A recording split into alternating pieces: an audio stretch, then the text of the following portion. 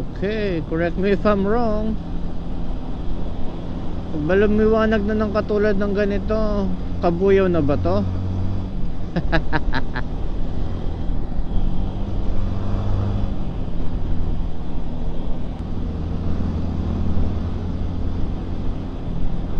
Hindi kong mabangga yung nakabike, bigla siyang pumasok sa intersection doon sa stoplight. Salbahe. Shoutout sa'yo kuya, sana okay ka lang. Alam naman niyang siyang mali, so nagsorry siya. Nga lang, muntik na siya. Muntik ko na siya mabangga. Kasi pa-side yun guys, hindi yun isang diretso lang, pa-side yun. Medyo hindi maganda yun. Ayun o, ganun, bigla siyang lumusot, nakaganon siya, Ang oras natin ay 4:21. Okay, ito daw ay ang bagong kabuyaw. Shout out ulit sa'yo, Mayor. Ay, liwanag naman talaga oh.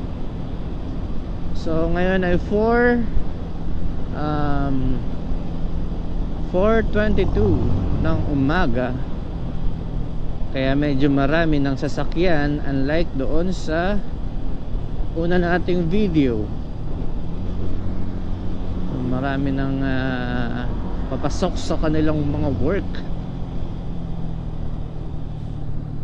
Okay. Ay, grabe naman. So ito ang nagiging problema rito sa alam naman natin na naghahanap buhay sila mga jeep, pero bakit kailangan na lang biglang lumiko sa kaliwa, sa kanan? Basta talaga yung mga jeep na yan, well hindi naman lahat, pero grabe talaga guys, bigla na lang yan sila.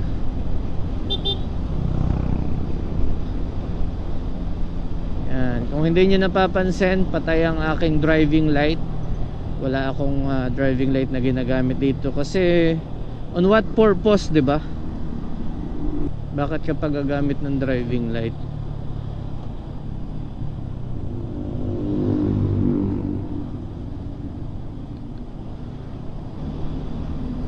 Ayan oh, boom.